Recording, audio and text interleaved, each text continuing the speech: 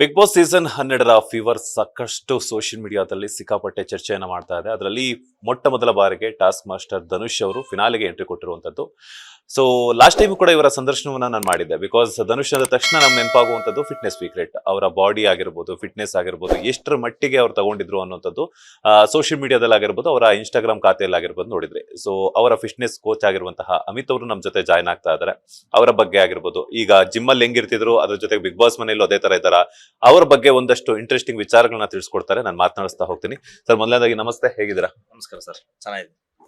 ಈಗ big boss ಮನೆಯಲ್ಲಿ ಹೇಗಿದ್ದಾರೆ ಧನುಷ್ ಅವರು? ಯಾಕಂತಂದ್ರೆ ಲಾಸ್ಟ್ ಟೈಮ್ ಬಂದಾಗ್ಲೂ ಕೂಡ ನೀವು ಸಾಕಷ್ಟು ವಿಚಾರಗಳನ್ನ ತಿಳಿಸ್ಕೊಟ್ಟಿದ್ರಿ. ಧನುಷ್ ಅವರ ಫಿಟ್ನೆಸ್ ಬಗ್ಗೆ ಆಗಿರ್ಬೋದು, ಹಾಗೇನೆ ಅವರ ರೊಟೀನ್ ಹೆಂಗಿರುತ್ತೆ ಅಂತ ಹೇಳ್ಬಿಟ್ಟು ತಿಳಿಸ್ಕೊಟ್ಟಿದ್ರಿ. ಬಿಗ್ ಬಾಸ್ ನೋಡ್ತಿದ್ದೀರಾ? ಅಫ್ಕೋರ್ಸ್ ನೋಡ್ತಿರ್ತೀರಾ, ಬಿಕಾಸ್ ಯಾಕಂದ್ರೆ ಫ್ರೆಂಡು ಅಂತಂದ್ಮೇಲೆ ಹೆಂಗ್ ಅನ್ನಿಸ್ತಿದೆ, ಯಾವ ರೀತಿ ಆಟವನ್ನ ಆಡ್ತಾ ಇದ್ದಾರೆ ಅಂತ?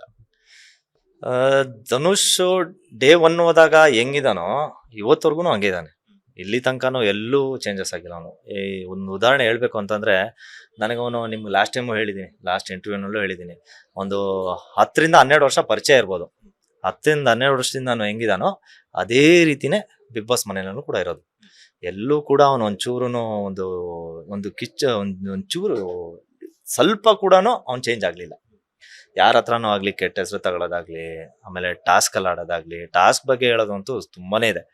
ಅವ್ನು ಯಾಕೆಂತಂದ್ರೆ ಮತ್ತೆ ಹೇಳ್ತೀನಿ, ಅವ್ನು ಯಾಕಂದ್ರೆ ಇದು ಮೊದಲು ಹೇಳಿದ್ದೀನಿ, ನಿಮ್ಮ ಚಾನಲಲ್ಲೇ ನಾನು ಹೇಳಿದ್ದೀನಿ, ಬೆಳಗ್ಗೆ 3 ಗಂಟೆ ಬಂದಿರೋದು ಇದೆ. 3 ಗಂಟೆಗೆ ಬಂದಿದ್ದಾನೆ, ಇದು ನಿಜ. ಯಾರ ಹತ್ರ ಸುಳ್ಳು ಹೇಳಿ ಏನಾಗಬೇಕಾಗಿಲ್ಲ, ನಿಮ್ಮ ಹತ್ರ ನಂಗೆ ಏನು ಸುಳ್ಳು ಹೇಳಿ ಏನಾಗಬೇಕಾಗಿಲ್ಲ. ಸೊ 3 ಗಂಟೆಗೆ ಬಂದು ಕಾಲ್ ಶೀಟ್ ತಗೊಂಡು ವರ್ಕೌಟ್ ಮಾಡಿ ಅದೇ ಡೆಡಿಕೇಶನ್ನೇ ಅಲ್ಲಿ ಕೊಟ್ಟಿದ್ದಾನೆ. ನೀವು ಯಾವ್ದಾರ ಟಾಸ್ಕ್ ನೋಡಿ, ಆ ಟಾಸ್ಕ್ ನಲ್ಲಿ ಯಾವ್ದು ಒಂದು ನಿಮ್ಗೆ ಎಲ್ಲೂ ಒಂದು ಕಡಿಮೆ ಅಂತ ಅನ್ಸಲ್ಲ. ಪರ್ಫೆಕ್ಟ್ ಆಗಿ ಮಾಡ್ತಾನೆ, ತುಂಬಾ ಪರ್ಫೆಕ್ಟ್ ಆಗಿ ಮಾಡ್ತಾನೆ. ಎಲ್ಲಾ ಟಾಸ್ಕ್ ಅಲ್ಲೂ ಗೆದ್ದಿದ್ದಾನೆ. ಅದು ತುಂಬಾ ಖುಷಿ ಆಗ್ತಾ ಇದೆ ನನಗೆ. ಟಾಸ್ಕ್ ಬಗ್ಗೆ ಹೇಳ್ಬೇಕು ಅಂತಂದ್ರೆ ಅದು ಮನೆಯಲ್ಲಂತೂ ತುಂಬಾ ಚೆನ್ನಾಗಿದ್ದಾನೆ. ನನಗೆ ಬಹಳ ಖುಷಿ ತಂದ್ಕೊಟ್ಟಿದೆ.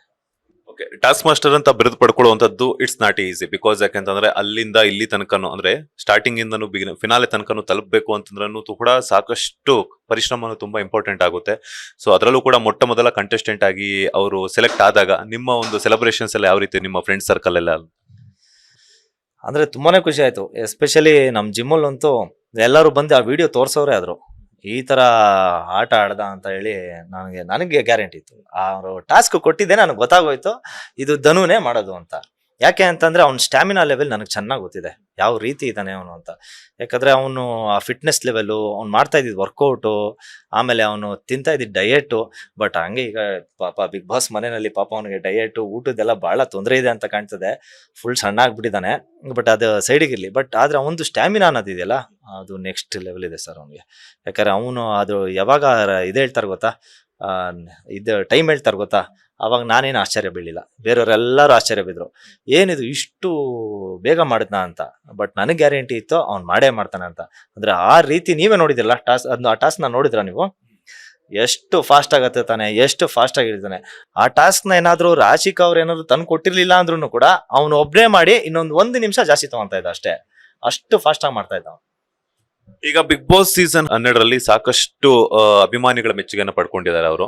ಸೊ ಜಿಮ್ ಅಲ್ಲಿ ಇದ್ದಂಗೆ ಅಥವಾ ಆಫ್ ದಿ ಸ್ಕ್ರೀನ್ ಹೆಂಗಿರ್ತಿದ್ರು ನಿಮ್ ಜೊತೆ ಎಲ್ಲಾನು, ಹಂಗೆ ಇದಾರ ಬಿಗ್ ಬಾಸ್ ಮನೆಯಲ್ಲೂ ಕೂಡ ಅಂತ?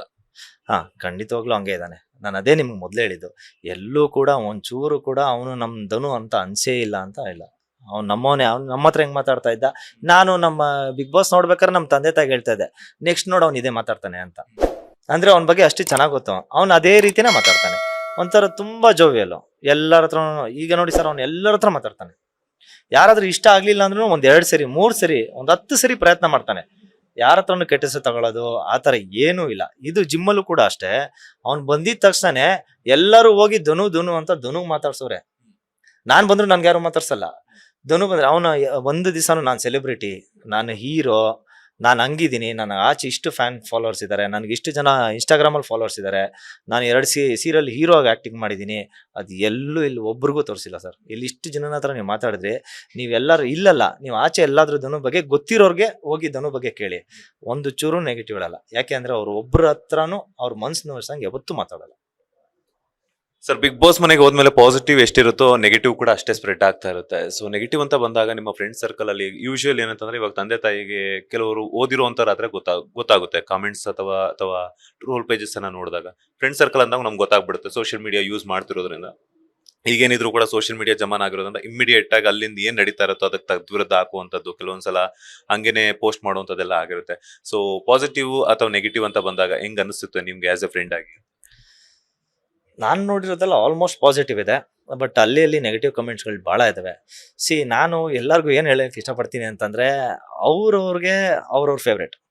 ಈಗ ನನಗೆ ಧನು ಫೇವ್ರೇಟ್, ಕೆಲವ್ರಿಗೆ ಸ್ಪಂದನ ಫೇವ್ರೇಟ್, ಕೆಲವ್ರಿಗೆ ಅವ್ರವ್ರವ್ರ ಫೇವ್ರೇಟ್ ಇರ್ತಾರೆ. ಸೊ ನಾವು ಯಾರಿಗೂ ನಾವು ಇವ್ರಿಗೆ ಸಪೋರ್ಟ್ ಮಾಡಿ ನಾನು ಇವ್ರಿಗೆ ಸಪೋರ್ಟ್ ಮಾಡ್ತೀನಿ ಅಂತ ಹೇಳೋಕ್ಕಾಗಲ್ಲ. ಅಂಥದ್ರಲ್ಲೂ ಅವನು ನನಗೆ ಪರ್ಸ್ನಲಿ ಗೊತ್ತಿರೋನು, ಅವನು ಆಚೆ ಇರೋನಲ್ಲ. ನಂದು ಅವನದು ಏನಿದ್ರು 10ರಿಂದ 12 ವರ್ಷದ್ದು ಫ್ರೆಂಡ್ಶಿಪ್ ನಮ್ಮದು. ಸೊ ಹಾಗಾಗಿ ಅವನ್ನ ನಾನು ನೋಡಿದ್ದೀನಿ, ನಾನು ಅವನಿಗೆ ಸಪೋರ್ಟ್ ಮಾಡೋದು. ನಾನು ಯಾವುದೇ ಕಾರಣಕ್ಕೂ ಯಾರೂ ಸಪೋರ್ಟ್ ಮಾಡಲ್ಲ. ಅವ್ರ ಫ್ರೆಂಡ್ಸೇ ಆಗಿರ್ಬೋದು, ಒಳಗಡೆ ಇರೋರೆ ಅವ್ರ ಫ್ರೆಂಡ್ಸ್ ಇದ್ದಾರೆ, ಯಾರಾದ್ರಾಗಿರಲಿ ನಾನು ಸಪೋರ್ಟ್ ಮಾಡೋದೇ ಧನುಷ್ಗೆ. ಬಟ್ ನೆಗೆಟಿವ್ ಕಮೆಂಟ್ಸ್ ಅಂತ ಬಂದಾಗ ಒಂದು ಹೇಳಬೇಕು, ಅವ್ರ ತಂದೆ ತಾಯಿ ಓದಿರೋರೆ. ಸೊ ಅವ್ರಿಗೂ ತಂದೆ ತಾಯಿ ಇದ್ದಾರೆ, ಅವ್ರಿಗೂ ಮದುವೆ ಆಗಿದೆ, ವೈಫ್ ಇದ್ದಾರೆ. ಏನಾಗುತ್ತೆ ಅಂತ ಅಂದರೆ, ನೆಗೆಟಿವ್ ಕಮೆಂಟ್ಸ್ ಬಂದಾಗ ಅವ್ರಿಗೆ ಮನ್ಸಿಗೆ ತುಂಬ ನೋವಾಗುತ್ತೆ. ನನಗೆ ಸುಮಾರು ಸರಿ ಹೇಳಿದ್ದಾರೆ, ಅದಕ್ಕೋಸ್ಕರ ನಿಮ್ಮ ಹತ್ರ ಹೇಳ್ಕೊತಾ ಇದ್ದೀನಿ ಅಷ್ಟೇ. ತುಂಬಾ ಬೇಜಾರು ಮಾಡ್ಕೊತಾರೆ, ಎಸ್ಪೆಷಲಿ ಅವ್ರ ತಾಯಿ ಮತ್ತು ಅವ್ರ ವೈಫು ತುಂಬಾ ಬೇಜಾರು ಮಾಡ್ಕೊತಾರೆ. ಕೆಲವುದು ಓದ್ಬಿಟ್ಟು ಬಂದು ನನ್ನ ಹತ್ರ ಹತ್ಕೊಂಡಿದ್ದು ಇದೆ. ನನಗದು ತುಂಬಾ ಬೇಜಾರಾಯಿತು. ಎಲ್ಲರಿಗೂ ಅವ್ರದ್ದು ಒಂದು ಫ್ಯಾಮಿಲಿ ಇರುತ್ತಲ್ವ, ಅವ್ನು ಬರೀ ಈಗ ಅಲ್ಲಿ ಏನು ಮಾಡ್ತಾ ಇದ್ದಾನೆ ಅದನ್ನ ಮಾತ್ರ ಎತ್ಕೊಂಡು ಅವನು ಆ ವ್ಯಕ್ತಿನ ನಾವು ಜಡ್ಜ್ ಮಾಡೋಕ್ಕಾಗಲ್ಲ. ಅಲ್ಲಿ ಏನೋ ಕೆಲೋದಾಗ್ತದೆ ಸರ್. ಈಗ ನಾವೇ ರೋಡಲ್ಲಿ ಹೋಗ್ಬೇಕಾರೆ ಯಾವ್ದಾರು ಒಂದು ಗಾಡಿ ಅಕಸ್ಮಾತಾಗಿ ಟಚ್ ಆಗ್ಬಿಡಲ್ವಾ, ಹಾಗೆ ಆಗುತ್ತೆ. ದಟ್ ಇಸ್ ಬೈ ಆಕ್ಸಿಡೆಂಟ್, ಅದಕ್ಕೆಲ್ವ ಆಕ್ಸಿಡೆಂಟ್ ಅಂತ ಕರೆಯೋದು. ಇದು ಎಲ್ಲೋ ಒಂಚೂರು ಆಗಿರ್ಬೋದೇನೋ, ಬಟ್ ನನ್ನ ಕಣ್ಣಿಗಂತೂ ಏನೂ ಕಾಣಿಲ್ಲ. ಬಟ್ ಕಮೆಂಟ್ಸಲ್ಲಿ ಹಾಕಿ ಈ ಥರ ಅವನ್ನ ಇದು ಮಾಡೋದು ನನಗೆ ತುಂಬಾ ಬೇಜಾರಾಯಿತು. ಕೆಲವು ಕಮೆಂಟ್ಸ್ಗಳು ನಾನು ಓದಿದೆ, ನನಗೂ ಕೂಡ ಬೇಜಾರಾಯಿತು. ಸೊ ಅದೊಂದು ಸ್ವಲ್ಪ ಇದಾದರೆ, ಅವ್ರಿಗೂ ಫ್ಯಾಮಿಲಿ ಇರುತ್ತೆ ಅನ್ನೋದು ನೋಡ್ಕೊಂಡು ಒಂದು ಕಮೆಂಟ್ ಮಾಡಿದ್ರೆ ಚೆನ್ನಾಗಿರುತ್ತೆ ಅಂತ ನನ್ನ ಅಭಿಪ್ರಾಯ.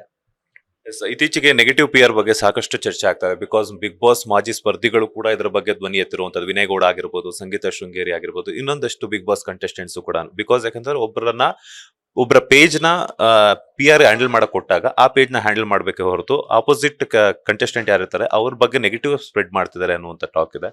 ಸೊ ಇದ್ರ ಬಗ್ಗೆ ಏನು ಹೇಳ್ತೀರಾ ಅಂತ? ಇದ್ರ ಬಗ್ಗೆ ನನಗೆ ಅಷ್ಟು ಗೊತ್ತಿಲ್ಲ, ಬಟ್ ಆದರೆ ನನಗನ್ಸ್ದಂಗೆ ಎಲ್ಲೋ ಒಂದು ಕಡೆ ನಿಜ ಅನ್ಸುತ್ತೆ ನೀವು ಹೇಳಿದ್ದು. ಯಾಕಂತಂದ್ರೆ ಧನುಷ್ಗೆ ನಾವು ನೋಡಿರೋ ಪ್ರಕಾರ ಎಲ್ಲ ಆಲ್ಮೋಸ್ಟ್ ನನ್ಗೆ ಗೊತ್ತಿರೋದು, ನನ್ನ ಫ್ರೆಂಡ್ ಸರ್ಕಲ್ ಆಗಲಿ, ನಮ್ಮ ಜಿಮ್ಮಲ್ಲಾಗಲಿ, ಆಚ ಕಡೆ ಆಗಲಿ, ಎಷ್ಟೊಂದು ಕಡೆ ಎಲ್ಲ ಪಾಸಿಟಿವ್ ಇದೆ, ಎಲ್ಲೂ ನೆಗೆಟಿವ್ ಬಂದಿಲ್ಲ. ಬಟ್ ಆ ಥರ ತೋರಿಸ್ತಾ ಇದ್ದಾರೆ ಅಂತ ನನಗೂ ಎಲ್ಲೋ ಒಂದು ಕಡೆ ಅನ್ನಿಸ್ತು. ಯಾಕಂದರೆ ಆ ರೀತಿ ಅಲ್ಲ ಅವನಿರೋ ವ್ಯಕ್ತಿನೇ ಬೇರೆ, ಅವ್ನು ಆಡ್ತಾ ಇರೋದೇ ಬೇರೆ. ನೀವು ಯಾವ್ದ್ರಲ್ಲೇ ತಗೊಳ್ಳಿ sir, day 1 Bigg Boss season 12 start ಆದಾಗಿಂದ ಇವತ್ತವರೆಗೂ ಧನುಷ್ ಇಲ್ಲಿ ತನಕ ಏನಾದರೂ ಕಿಚ್ಚ ಸುದೀಪ್ ಅವರು ಹೋಗಿ ಅವ್ರಿಗೆ ಬೈದಿರೋದೇನಾದ್ರೂ ಇದೆಯಾ? ಆ ಥರದ್ದು ಏನೂ ಇಲ್ಲ.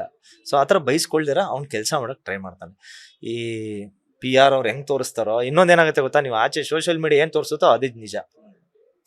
ನೀವು ಒಳಗಡೆ ಅವರು ನೋಡಿ ಸರ್, ಅವ್ರು ಎಷ್ಟೋ ತೋರಿಸ್ತಾರೆ ಸರ್, ಒಂದು ಹಬ್ಬ ಅಂದರೆ ಒಂದು 1 hour ತೋರಿಸ್ಬೋದು, 1.5 ಗಂಟೆ ಅಷ್ಟೇ ತೋರಿಸೋದವ್ರು ಒಂದು ಎಪಿಸೋಡಲ್ಲಿ. ಸೊ ಒಂದು ದಿವಸ ಎಲ್ಲ ಏನಾಗಿರುತ್ತೆ ಅನ್ನೋದು ಅವ್ರು ತೋರಿಸಲ್ವಲ್ಲ ಸರ್. ಅವ್ರು ಈಗ ಬೈದ್ ಮಾತ್ರ ತೋರಿಸ್ಬಿಡ್ತಾರೆ ಸ್ಟಾರ್ಟಿಂಗಲ್ಲಿ, ಆಮೇಲೆ ಅಲ್ಲಿ ಒಳಗೆ ಬೇರೆನೇ ಇರುತ್ತೆ. ಸೊ ಅದೇ ರೀತಿ ಫಸ್ಟೇ ಇವ್ರು ಮಾತಾಡ್ಕೊಂಡಿರ್ತಾನೇನೋ, ಹೇಳಿರ್ತಾನೆ ಇಲ್ಲ ನೀನು ಹಿಂಗೆ ಮಾಡಬೇಡ ಹಂಗೆ ಮಾಡು ಅಂತ. ಲಾಸ್ಟಿಗೆ ಮಿತಿ ಮೀರಿದಾಗ ಅವ್ನು ಬೈದಿರ್ತಾನೋ ಏನೋ, ಅದನ್ನ ಎತ್ಕೊಂಡೋಗಿ ತೋರಿಸ್ತಾರೆ. ಅವಾಗ ಏನಾಗುತ್ತೆ, ಆಬ್ವಿಯಸ್ಲಿ ಮನುಷ್ಯ ನೆಗೆಟಿವ್ ಅಂತಾನೆ ಕಾಣೋದು. ಸೊ ಅವ್ರ ವ್ಯಕ್ತಿತ್ವನ ಪರ್ಸ್ನಲಿ ತಗೊಂಡು ಅವ್ರನ್ನ ಜಡ್ಜ್ ಮಾಡೋದು, ಅದನ್ನೇ ಸೋಷಿಯಲ್ ಮೀಡಿಯಲ್ಲಿ ತೋರಿಸಿದ್ರೆ ಚೆನ್ನಾಗಿರುತ್ತೆ ಅಂತ ನನ್ನ ಅಭಿಪ್ರಾಯ. ಕಾಮಲೆ ಕಣ್ಣಿಗೆ ಕಾಣೋದೆಲ್ಲ ಹಳದಿನೇ ಅನ್ನುವಂತಹ ಒಂದು ಗಾದೆ ಮಾತಿದೆ. ಅದೇ ರೀತಿ ಈಗ ಕೆಲವೊಬ್ಬರೆಲ್ಲ ದೃಷ್ಟಿಕೋನದಿಂದ ಬೇಕು ಅಂತ ಟಾರ್ಗೆಟ್ ಮಾಡ್ಕೊಂಡು ನೆಗೆಟಿವ್ ಮಾಡಲೇಬೇಕು ಅನ್ನುವಂತಹ ನೆಗೆಟಿವ್ ಕಮೆಂಟ್ಸ್ ಹಾಕುವಂತವ್ರಿಗೆ ಏನ್ ಹೇಳ್ತೀರಾ? ಬಿಕಾಸ್ ಯಾಕಂದ್ರೆ ನಾನು ಕೂಡ ಒಂದಷ್ಟು ಕಮೆಂಟ್ಸ್ ಅನ್ನ ನೋಡಿದಾಗ ಗೊತ್ತಾಯ್ತು. ಬಿಕಾಸ್ ಯಾಕಂತಂದ್ರೆ ನೀವು ಹೇಳಿದಾಗಲೇ ಕಿಚ್ಚ ಸುದೀಪ್ ಅವರು ಕೂಡ ಎಲ್ಲೋ ಒಂದ್ ಕಡೆ ಅವ್ರನ್ನ ಮಾತೆತ್ತಿದ್ದು ಬೈದಿದ್ದಾಗಿರ್ಬೋದು ಅಥವಾ ವಾರ್ನ್ ಮಾಡಿದ್ದಾಗಿರ್ಬೋದು ಎಲ್ಲೂ ಕೂಡ ಕಾಣಿಸಿಲ್ಲ. ಆದ್ರೂ ಕೂಡ ಜನ ಒಬ್ಬರನ್ನ ನೆಗೆಟಿವ್ ಆಗಿ ಪೋರ್ಟ್ರೆ ಮಾಡಬೇಕು ಅಂತ ಹೇಳ್ಬಿಟ್ಟು ಟಾರ್ಗೆಟ್ ಅನ್ನ ಇಟ್ಕೊಂಡಾಗ ಸೊ ಅವ್ರು ಕಾಣಿಸೋದೆಲ್ಲಾನು ಕೂಡ ನೆಗೆಟಿವ್ ಆಗಿ ಕಾಣಿಸುತ್ತೆ. ಆ ನೆಗೆಟಿವ್ ಕಾಮೆಂಟ್ಸ್ ಹಾಕುವಂತವ್ರಿಗೆ ಆಸ್ ಎ ಫ್ರೆಂಡ್ ಆಗಿ ಏನ್ ಹೇಳ್ತೀರಾ? ನೆಗೆಟಿವ್ ಕಮೆಂಟ್ಸ್ ಹಾಕೋರಿಗೆ ನಾವು ನಿಲ್ಸಿ ಅಂತ ಹೇಳಿದ್ರೆ ನಿಲ್ಸಲ್ಲ, ಅದನ್ನ ನಾವು ಯಾರ ಕೈಯಿಂದನೂ ಸ್ಟಾಪ್ ಮಾಡೋಕ್ಕಾಗಲ್ಲ. ಈಗ ಹಂಗ್ ನೋಡೋಕೋರೆ ದೊಡ್ಡ ಆಕ್ಟರ್ಗಳಿಗೆ ನೆಗೆಟಿವ್ ಕಮೆಂಟ್ಸ್ ಬರ್ತಾ ಇದೆ ಅಲ್ವಾ, ನಾವು ಅದನ್ನ ನಿಲ್ಸೋದಕ್ಕಾಗಲ್ಲ. ಬಟ್ ನಾನೇನು ಹೇಳ್ತೀನಿ ಅಂದ್ರೆ ಒಂದೇ ಒಂದು ಮಾತು, ನಿಮಗೂ ಕೂಡ ಒಂದು ಫ್ಯಾಮಿಲಿ ಇದೆ, ನಿಮಗೂ ಹೆಂಡತಿ ಇರ್ತಾರೆ, ನಿಮಗೂ ಅಕ್ಕ ಇರ್ತಾರೆ, ನಿಮಗೂ ಅಣ್ಣ ಇರ್ತಾರೆ, ತಮ್ಮ ಇರ್ತಾರೆ, ತಂದೆ ತಾಯಿ ಇರ್ತಾರೆ, ಬಂಧು ಬಳಗ ಎಲ್ಲ ಇದೆ ನಿಮಗೂ ಕೂಡ.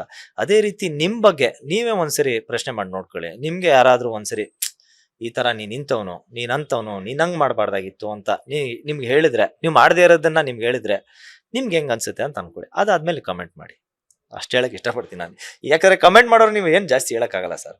ನಾವು ಹೋಗ್ಬಿಟ್ಟು ಅವ್ರ ಫೋನ್ ಕಿತ್ಕೊಳಕ್ಕಾಗಲ್ಲ, ಅಥವಾ ಬ್ಲಾಕ್ ಮಾಡಕ್ಕಾಗಲ್ಲ, ಏನು ಮಾಡಕ್ಕಾಗಲ್ಲ. ಮಾಡೋರು ಮಾಡ್ತಾನೆ ಇರ್ತಾರೆ, ಏನು ಮಾಡಕ್ಕಾಗಲ್ಲ. ಆಸ್ ಎ ಫ್ರೆಂಡ್ ಆಗಿ ನೀವು ಧನು ಗೆಲ್ಲೇಬೇಕು ಅಂತ ಹೇಳ್ಬಿಟ್ಟು ಆಸೆ ಇದ್ದೇ ಇರುತ್ತೆ. ಬಟ್ ಧನುಗೆ ಯಾರು ಕಾಂಪಿಟೇಟರ್ ಆಗಿದ್ದಾರೆ ಅಂತ? ಸರ್, ಧನುಗೆ ಯಾರು ಕಾಂಪಿಟೇಟರ್ ಇಲ್ಲ ಸರ್. ಧನು ಕಾಂಪಿಟೇಟರ್. ನೀವು ಹಂಗೆ ನೋಡಿದ್ದೀರಾ, ಟಾಸ್ಕಲ್ಲಿ ನೋಡಿದ್ದೀರಾ, ಆಮೇಲೆ ವ್ಯಕ್ತಿತ್ವ ಆಟದಲ್ಲಿ ನೋಡಿದ್ದೀರಾ. ಇಲ್ಲಿ ತನಕ ಬೇರೆ ಯಾವ್ದಾರು ನೋಡ್ರಿ, ನೀವು ಯಾವ್ದಾರು ತಗೊಳ್ಳಿ, ಚೆನ್ನಾಗಿ ಆಡ್ತಾ ಇದ್ದಾನೆ. ಕಾಂಪಿಟೇಟರ್ ಅಂತ ನನಗೆ ಯಾರು ಇದ್ದಾರೆ ಅಂತಾನೆ ಅನ್ಸಲ್ಲ. ಅವನೇ ವಿನ್ ಆಗೋದು ಈ ಸರಿ. ನಮ್ ಧನುಷೇ ವಿನ್ ಆಗೋದು. ನೋಡೋಣ, ಕಾದ್ ನೋಡೋಣ ಯಾರು ವಿನ್ ಆಗ್ತಾರ ಅಂತ ಕಾದ್ ನೋಡೋಣ. ಬಟ್ ಆದ್ರೆ ನಮ್ಗೆಲ್ಲ ಅನ್ಸೋದು, ನಮ್ಗೆ 100% ಗ್ಯಾರಂಟಿ ಇದೆ ಧನುನೇ ಗೆಲ್ತಾನೆ ಅಂತ. ಬಟ್ ಕಾದ್ ನೋಡ್ಬೇಕು, ಅದು ಲಾಸ್ಟ್ ವರ್ಗು ಏನು ಹೇಳಕ್ ಬರಲ್ಲ. ಲಾಸ್ಟ್ ಟೈಮ್ ನಿಮ್ಮ ಎದುರುಗಡೆ ಕೇಳಿದ್ರು ಬಿಗ್ ಬಾಸ್ ಹೋಗ್ತೀರಾ ಅಂತ ಹೇಳ್ಬಿಟ್ಟು, ಹೋಗಲ್ಲ ಅಂತಾನೆ ಹೋಗ್ಬಿಟ್ರು. ಅಂತದ್ರಲ್ಲೂ ಕೂಡ ಫಿನಾಲೆ ಅಂತದ್ವರೆಗೂ ಕೂಡ ಬಂದಿದ್ರೆ, ಧನುಷ್ ಅವ್ರಿಗೆ ಬಿಗ್ ಬಾಸ್ ಕಪ್ ಎಷ್ಟು ಮುಖ್ಯ ಅಂಡ್ ಯಾಕೆ ಅಂತ? ಕರೆಕ್ಟಾಗಿ ಕೇಳಿದ್ರಿ ಈ ಪ್ರಶ್ನೆ ನನಗೆ. ಧನುಷು ಒಂದೇ ಒಂದು ರೀಸನ್ ಯಾಕೆ ಹೋಗಲ್ಲ ಅಂತ ಹೇಳ್ತಾ ಇದ್ದ ಅಂದ್ರೆ, ಇದೇ ರೀಸನ್. ನೆಗೆಟಿವ್ ಕಮೆಂಟ್ಸ್ ಬರುತ್ತೆ, ನನ್ನ ಜನ ಎಲ್ಲಿ ತಪ್ಪಾಗಿ ಅರ್ಥ ಮಾಡ್ಕೊಂಡ್ಬಿಡ್ತಾರೆ, ನಾನು ಯಾವುದೇ ಕಾರಣಕ್ಕೂ ಹೋಗಲ್ಲ. ಬಟ್ ನಾವೆಲ್ಲ ಫ್ರೆಂಡ್ಸು ಮತ್ತೆ ಫ್ಯಾಮಿಲಿ ಸೇರ್ಕೊಂಡು, ನೀನು ಹೋಗು, ನೀನ್ ಒಂದು ಆಟ ಚೆನ್ನಾಗಿದೆ, ನಿನ್ ವ್ಯಕ್ತಿತ್ವ ಚೆನ್ನಾಗಿದೆ, ನೀನೇನು ಅನ್ನೋ ತೋರ್ಸಿ ಹೋಗು ಅಂತ. ಅವ್ನು ಇದೇ ರೀಸನ್ಗೋಸ್ಕರ ನಾನು ಬಿಗ್ ಬಾಸ್ ಹೋಗಲ್ಲ ಅಂತ ಇದ್ದಿದ್ದೆ ಅಷ್ಟೇ. ಬಟ್ ಆದ್ರೆ ಅವನು ಕಪ್ ಗೆಲ್ಲೋದು, ನೀವು ಕೇಳಿದ ಪ್ರಶ್ನೆಗೆ ಕಪ್ ಯಾಕೆ ಗೆಲ್ಬೇಕು ಅಂತಂದ್ರೆ, ಎಸ್ ಸರ್, ಅವ್ನು ಗೆಲ್ಲೇಬೇಕು. ಯಾಕೆ ಅಂತಂದ್ರೆ ಮುಂದಿನ ದಿನಗಳಲ್ಲಿ ಅವ್ನು ಬರೀ ಧನುಷ್ ಆಗಿರಲ್ಲ, ಬೇರೆ ವ್ಯಕ್ತಿಯಾಗೆ ಬರ್ತಾನೆ. ನಾಳೆ ದಿವಸ ಫಿಲಮ್ ಮಾಡ್ಬೋದು, ಇನ್ನೊಂದು ಸೀರಿಯಲ್ ಮಾಡ್ಬೋದು, ಇನ್ನೊಂದು ರಿಯಾಲಿಟಿ ಶೋ ಮಾಡ್ಬೋದು. ಬಟ್ ಆದ್ರೆ ಈ ಸಮಾಜಕ್ಕೆ ಏನೋ ಒಂದು ಕೊಡ್ತಾನೆ. ಇದು ಒಂದೇ ಅಲ್ಲ ಸರ್ ಅವ್ನು ಮಾಡೋದು. ಬರೀ ನಂದಾಯ್ತು, ನನ್ನ ಕೆಲಸ ಆಯ್ತು, ನಾನು ಬರೀ ಸೀರಿಯಲ್ ಮಾಡ್ತೀನಿ, ಫಿಲಮ್ ಮಾಡ್ತೀನಿ, ಏನೋ ಒಂದು ಇದು ಮಾಡ್ತೀನಿ ಅನ್ನೋದಿಲ್ಲ, ವರ್ಕೌಟ್ ಮಾಡ್ತೀನಿ ಅನ್ನೋದಿಲ್ಲ. ಅವನಿಗೆ ಹೆಲ್ಪಿಂಗ್ ನೇಚರು ಭಾಳ ಇದೆ. ಅದು ಯಾರಿಗೂ ಗೊತ್ತಿಲ್ಲದೆ ಇರೋ ವಿಷಯ. ಎಷ್ಟೋ ಇದು ಓಲ್ಡ್ ಏಜ್ ಹೋಮ್ಸ್ಗೆಲ್ಲ ಹೆಲ್ಪ್ ಮಾಡಿದ್ದಾನೆ. ಆಮೇಲೆ ಕೈಯಲ್ಲಿ ಹಂಗ್ ಮಾಡೋದ್ಕಿಂತ ಅವನು ಜಾಸ್ತಿ ಫ್ರೆಂಡ್ಶಿಪ್ ಅಲ್ಲಿ ಹೆಲ್ಪ್ ಮಾಡಿರೋದೇ ಜಾಸ್ತಿ. ಯಾರಿಗಾದ್ರೂ ಕಷ್ಟ ಅಂದ್ರೆ ಇಮಿಡಿಯೇಟ್ ಆಗಿ ಬಂದ್ ಮಾಡ್ತಾನೆ. ಸೊ ಅಂತವ್ರಿಗೆ ಆ ಕಪ್ಪು ಸಿಕ್ಕಿದಾಗ ಅಂತವ್ನಿಂದ ಎಷ್ಟೊಂದ್ ಜನ ಮಾದರಿಯಾಗಿ ತಗೊಂತಾರೆ. ಅವನ್ನ ಮಾದರಿಯಾಗಿ ತಗೊಂಡಾಗ ಆತರ ಜನಕ್ಕೆ ಎಷ್ಟೋ ಸೋಷಿಯಲ್ ಸರ್ವಿಸ್ ಆಗುತ್ತೆ ಅನ್ನೋದು ನನ್ನ ಅಭಿಪ್ರಾಯ. ಧನುಷ್ ಅವರ ಸ್ಟ್ರಗ್ಲಿಂಗ್ ಪೀರಿಯಡ್ ಬಗ್ಗೆ ಏನಾದ್ರು ಹೇಳ್ತೀರಾ ಅಂತ? ಸರ್, ಎಲ್ಲ ನಾನು ಸೋಷಿಯಲ್ ಮೀಡಿಯಲ್ಲಿ ನೋಡ್ತಾ ಇದ್ದೆ, ಬಡವ್ರ ಮಕ್ಳಿಗೆ ಗೆಲ್ಬೇಕು ಅಂತ. ಹೌದು ಸರ್, ಬಡವ್ರ ಮಕ್ಳಿಗೆ ಗೆಲ್ಬೇಕು. ನಮ್ಮ ಹುಡುಗನು ಬಡವ್ರ ಮಗನೇ ಸರ್. ಅವನು ಹುಟ್ಟಿದಾಗ್ಲೇ ಏನು ಸಾವುಕಾರ ಆಗಿರ್ಲಿಲ್ಲ, ಅವನು ಬಡವನಾಗೆ ಬಂದಿದ್ದು. ಈಗ ಇವತ್ತು ಧನುಷ್ ಏನಿದಾನಲ್ಲ ಸರ್, ಅವನು ಇಂಡಸ್ಟ್ರಿಗೆ, ನಾನು ಅವನ್ನ ನೋಡಿದಾಗ, ಇದು ಪರ್ಸನಲ್ ವಿಷಯ ಹೇಳ್ಬಾರ್ದು ಬಟ್ ಹೇಳ್ತಾ ಇದ್ದೀನಿ, ಅವನು ಕೆಲಸ ಇಲ್ದಂಗೆ 3 ವರ್ಷ ಇದ್ದ ಸರ್. 2 ರಿಂದ 3 ವರ್ಷ, ನನಗೆ ಅದು ಕರೆಕ್ಟಾಗಿ ಗೊತ್ತಿಲ್ಲ, 2 ವರ್ಷ ಇರಬೇಕು ನಾವು. ಅವಾಗ ಎಲ್ಲರೂ ಕೇಳ್ತಾ ಇದ್ರು ಅವನಿಗೆ, ನೀನು ಯಾವ್ದಾರ IT ಕಂಪನಿಗೆ ಹೋಗು, ಯಾವ್ದಾರ ಕೆಲ್ಸಕ್ಕೆ ಸೇರ್ಕೋ, ಯಾವ್ದಾರ ಒಂದು ಕೋರ್ಸ್ ಮಾಡು ಅಂತ. ಸರ್, ಅವನು ಹೇಳಿದ್ ಒಂದೇ, ನಾನು ಆ್ಯಕ್ಟಿಂಗೇ ಮಾಡಬೇಕು, ನಾನು ಆ್ಯಕ್ಟಿಂಗ್ ಮಾಡ್ತೀನಿ ಅಂತ. ಅವನಿಗೆ ಯಾರು ಈ ಇಂಡಸ್ಟ್ರಿನಲ್ಲಿ ಗಾಡ್ ಫಾದರ್ ಅನ್ನೋದಿಲ್ಲ ಸರ್. ಅವನು ಆಡಿಷನ್ ಕೊಟ್ಬಿಟ್ಟೆ ಅವನ್ನ ಇದು ಮಾಡಿದ್ದು. ಅವ್ನು ಇವತ್ತು ಹೀರೋ ಆಗಿರೋದು ಅವ್ನು ಕಷ್ಟ ಬಿದ್ದಿನೇ. ಇವತ್ತು ನೀವು ಧನುಷ್ನ ಏನು ನೋಡ್ತಾ ಇದ್ದೀರಾ, ಅವನೆಲ್ಲ ಅವ್ನ ಕಷ್ಟದಿಂದ ಬಂದಿರೋದ ಧನುಷ್. ಇವತ್ತು ಅವನು ಬಡವ್ರ ಮನೆ ಹುಡುಗನೇ ಸರ್. ಅವನು ಇವಾಗ ಬೆಳೆದಿರೋದು. ನಾನು ಅದೇ ಕೇಳ್ಕೊಂತೀನಿ ಎಲ್ಲರಿಗೂ, ಬಡವ್ರ ಮನೆ ಹುಡುಗರನ್ನ ಬೆಳೆಸಿ, ನಮ್ಮ ಹುಡುಗ ನಾನು ಬೆಳೆಸಿ ಅಂತ ಕೇಳ್ಕೊತೀನಿ. ಫೈನಲಿ ನಿಮ್ಮ ಬೆಸ್ಟ್ ಫ್ರೆಂಡ್ ಧನುಷ್ ಅವರಿಗೆ ಯಾವ ರೀತಿ ಬೆಸ್ಟ್ ವಿಶಸ್ ಅನ್ನ ತಿಳಿಸ್ಕೊಡ್ತೀರಾ ಅಂತ? ಧನುಷು ತುಂಬಾ ಚೆನ್ನಾಗಿ ಆಡ್ತಾ ಇದ್ದಾನೆ. ಅವ್ನು ಗೆದ್ದು ಬರ್ಲಿ ಅನ್ನೋದೇ ನಮ್ಮೆಲ್ಲರ ಆಸೆ. ಬಿಗ್ ಬಾಸ್ ಅನ್ನೋದು ಒಂದು ವ್ಯಕ್ತಿತ್ವದ ಆಟ.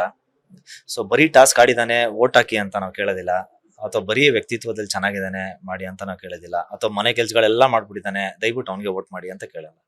ಎಲ್ಲಾ ವಿಷಯದಲ್ಲೂ ಚೆನ್ನಾಗಿ ಮಾಡಿದ್ದಾನೆ. ಕೆಲ್ಸಗಳ ಮಾಡೋದಾಗ್ಲಿ, ಟಾಸ್ಕ್ ಮಾಡೋದಾಗ್ಲಿ ಎಲ್ಲ ಚೆನ್ನಾಗಿ ಮಾಡಿದ್ದಾನೆ. ನಾನು ಈ ಕರ್ನಾಟಕ ಜನತೆಗೆ ಏನ್ ಕೇಳ್ಕೊಂತೀನಿ ಅಂತಂದ್ರೆ, ಎಲ್ಲರೂ ದಯವಿಟ್ಟು ಧನುಷ್ನ ಓಟ್ ಮಾಡಿ, ಈ ಸರಿ ನಮ್ಮ ಹುಡುಗನ ಗೆಲ್ಸ್ಕೊಡಿ, ಬಹಳ ಉನ್ನತ ಮಟ್ಟದಲ್ಲಿ ಬೆಳೀಲಿ ನಮ್ಮ ಧನುಷ್ ಅವರು. ಇದೇ ನನ್ನ ರಿಕ್ವೆಸ್ಟ್ ಎಲ್ಲರಿಂದ. ದಯವಿಟ್ಟು ಧನುಷ್ ಗೌಡನ ವೋಟ್ ಮಾಡಿ. ಥ್ಯಾಂಕ್ ಯು ಸರ್, ಸಾಕಷ್ಟು ವಿಚಾರಗಳನ್ನ ತಿಳಿಸ್ಕೊಟ್ರಿ, ಒಳ್ಳೇದಾಗ್ಲಿ, all the best. Thank you sir, thank you. ಇದಾಗಿತ್ತು ಧನುಷ್ ಗೌಡ ಅವರ ಜಿಮ್ ಕೋಚ್, ಅದರ ಜೊತೆಗೆ ಅವರ ಗೆಳೆಯರಾಗಿರುವಂತಹ ಅಮಿತ್ ಅವರ ಮಾತು. ಕ್ಯಾಮ್ರಾ ಪರ್ಸನ್ ರವಿಚಂದ್ರ ಜೊತೆ Manjunath Srinivas, boss TV Kannada, Bengaluru. Latest ಹಾಗೂ ಇಂಟ್ರೆಸ್ಟಿಂಗ್ ಸುದ್ದಿಗಳಿಗಾಗಿ ಬಾಸ್ ಟಿವಿ ಕನ್ನಡ ಚಾನೆಲ್ನ ಸಬ್ಸ್ಕ್ರೈಬ್ ಮಾಡಿ, ಹಾಗೆಯೇ ಬೆಲ್ ಐಕಾನ್ ಪ್ರೆಸ್ ಮಾಡಿ. ಇದರ ಜೊತೆಗೆ ಫೇಸ್ಬುಕ್, ಇನ್ಸ್ಟಾಗ್ರಾಮ್, ಎಕ್ಸ್ ನಲ್ಲೂ ಮಿಸ್ ಮಾಡದೆ ಫಾಲೋ ಮಾಡಿ.